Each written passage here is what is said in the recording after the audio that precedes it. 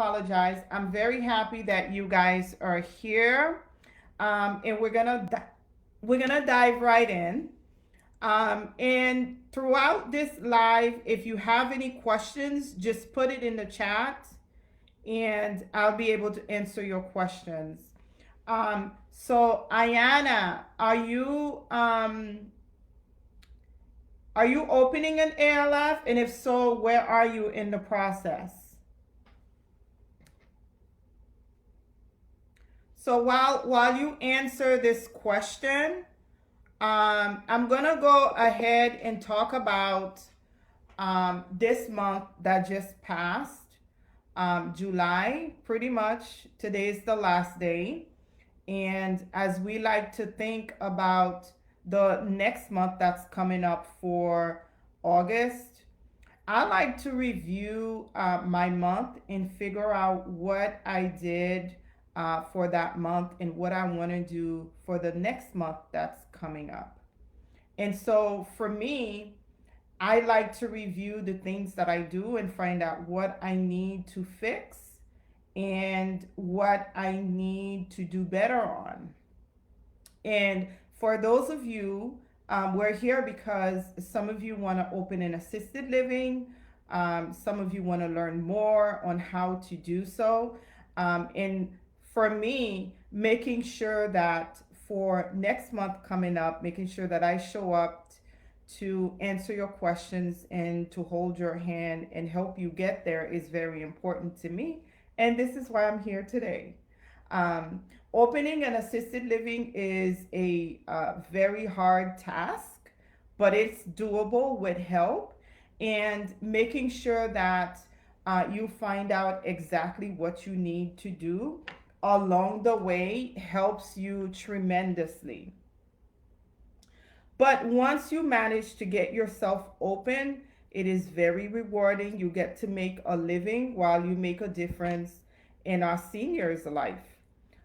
So one of the biggest question I get asked all the time is, what is the first step of opening an assisted living? Besides finding the right property, and I say the right property because the layout of the property and how many people that the zoning department allows you to have at that property will make a difference in the operation of your assisted living. So I have a zoning request letter that I put into the group. It's pinned up. And if some of you already have a property, and whether it's a rental property or somewhere you live in, you want to perhaps um, go and rent, but then have that property as your assisted living. I have a zoning request letter that I pinned up on the group. Make sure you pick that zoning request letter and you submit a request to City Hall. All you have to do is make that phone call there and let them know, hey, this is the property that I have, or the property that I intend to purchase. Is it zoned for assisted living for seniors? And also find out how many people that you will be allowed to have. In that zoning request template, you're going to have everything that you need to say to make sure that you said the right thing and that you receive what you need to receive. Now, once you find your zoning request letter, and you got your response in writing, the next step is to make sure you become as educated as possible in finding someone to assist you. Now, another question that I get is, where do you find funding for making these installations for your assisted living? Well, funding, you can get creative with funding. Some people get loans. Some people team up with other family members who perhaps may have better credit than they do, and will be able to joint venture with them, and they can get through their income process that way to be make to ensure that they are able to get um, enough money to get their license. I have heard that some people even put some of the fees on their credit card. Now, make sure you be careful with that. Some people get loans. There are different ways of getting funding for your assisted living. And one of the most important things is to make sure that you have a plan. And I also have a booklet, an ALF starter workbook that I put together that will guide you to some of the things that you need to do in order to get yourself started. And the most important thing is the zoning and finding out how you're going to fund these installations. There are even companies that you'll be able to rent your generator. I know the generator is one of the big expenses, but there are companies that will allow you to rent a generator instead of purchasing one. So I get asked, do you need an administrator license? Yes, you do need an administrator's license. Different places call it differently depending on what state you're in. But pretty much the administrator's license is a course. You take it online. I have some that I can refer you to. Just let me know if you need that. And you take it online, and it pretty much covers what you should do and how you should manage the facility and the laws and the regulations that governs that. And then there is a state exam that you have to take. You pretty much enroll for the course, administrator's course, and then once you enroll for the course, you do whatever the requirements are. Don't skip the videos because the state exam does ask you questions about the information that you will be watching, and your core exam person will also have to make sure that you actually spent the time required, because there's a time requirement on those videos. And once you pass everything, usually after each module, there is like a couple of questions or a few questions that you have to answer. But once you complete the course, you will receive a certificate, and with that certificate, you'll be able to enroll for your state exam, and that's pretty much how that works. Um, I had to do the state exam. I've done many state exams, and it is not that difficult. But one thing that gets people a lot is their nerves. So, oftentimes, finding out how to calm yourself down is probably more important, because if you pass the course, you're likely to be able to pass the exam. So, controlling those nerves and making sure that you keep yourself calm, and you find a ways to manage testing anxieties will go a long way. Now, another questions I get asked a lot is, once you actually get licensed, let's say you've got your administrator's license, you found the right property, you found or you know how you're going to fund the installations, you've worked with the contractors, your inspections are done, and now you're at the phase where you're submitting your application to the Agency of Healthcare Administration.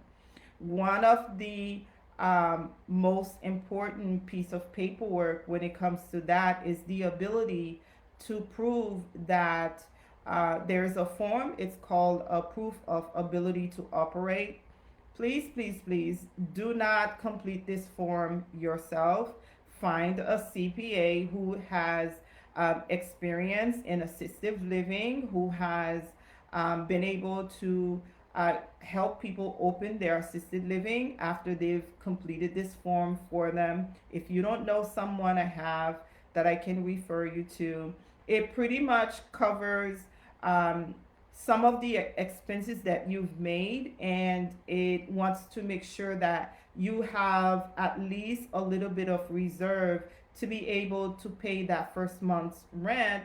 For example, if let's say you open and you only have one resident and now you're looking for more residents, and the right CPA will be able to assist you with that because they know exactly how to complete this form. Now, it is known that most applications are rejected from the Agency of Healthcare Administrations, who issues the ALF license, the assisted living facility license. Most applications are rejected because of the proof of ability to operate. And let me tell you, the Agency for Healthcare Administration, ACA, don't play with you. They will not let you send your application a million times. Most of the time, you only have about 3 or 4 times to submit it, and then you get put on probation. Now, remember, your application, your zoning request, and your zoning approval may be at risk because most cities do not give you a guaranteed zoning. And the ones that give you a little bit of what you can call a guaranteed is not really a guarantee. They just tell you, yeah, your zoning is valid for 6 months or for 3 months.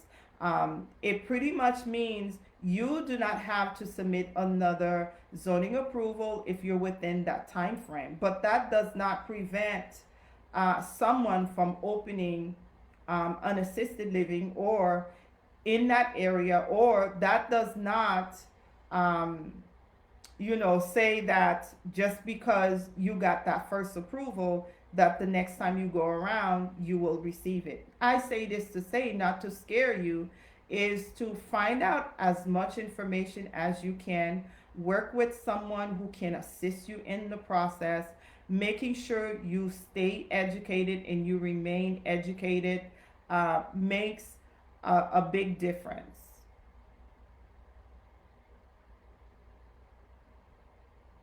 Yes, so I think I've already answered that question. But making sure that you remain educated, making sure that you have someone to assist you, making sure that you are calling City Hall, and if you need anything that will make a difference in your opening process, you need to have that in writing because things change all the time and people make mistakes at City Hall. And oftentimes, people don't come to work and they don't want to be bothered and they might have other things going on. And the last thing they want is to actually do the proper research and give you the correct information. But if you have it in an email, you can always say, hey, this is the email, this is the information that I have. Now, once you become open, networking makes a huge difference. And I do have some information about this. I have a course that I put together for you guys.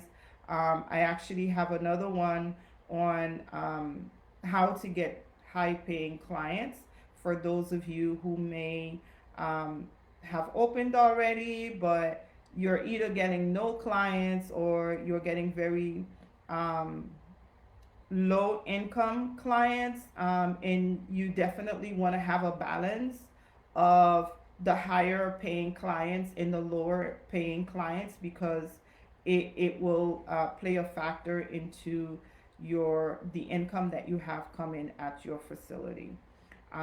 So I'm here if you guys have any questions. I'm here for you. I want to make sure that you're able to open and that you can go out there and open a good assisted living, make a good living for yourself, and help our seniors to have a good place to go to. And you know what? We're all getting old at some point. If it's one thing we know for sure, is the fact that we're getting old. And assisted living is not just for our seniors who need it now, it's for us when we get to the age that we need it. And oftentimes, people go into assisted living not just because they're having age related issues. Oftentimes it's mental health, it's disability issues that leads them to assisted living. And one of my youngest client, when she came to me, she was 65 and she had already been in assisted living for a few years. So just something for you to think about. Assisted living is not just for our loved one and our seniors. Um, it is for all of us. It's just that our seniors will get there before us.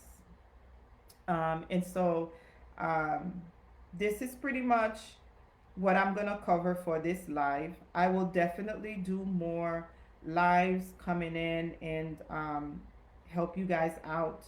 If there's a specific topic you want me to talk about on the next live, and we'll announce it and drop it in the chat or post it in the Facebook group and reach out to us. Let us know what you need and what you want to see so that we know where you are and we know how to assist you.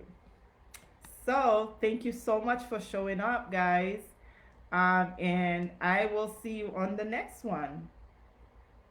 Wait, any other questions? No other questions, right? Okay, so I will see you guys on the next live.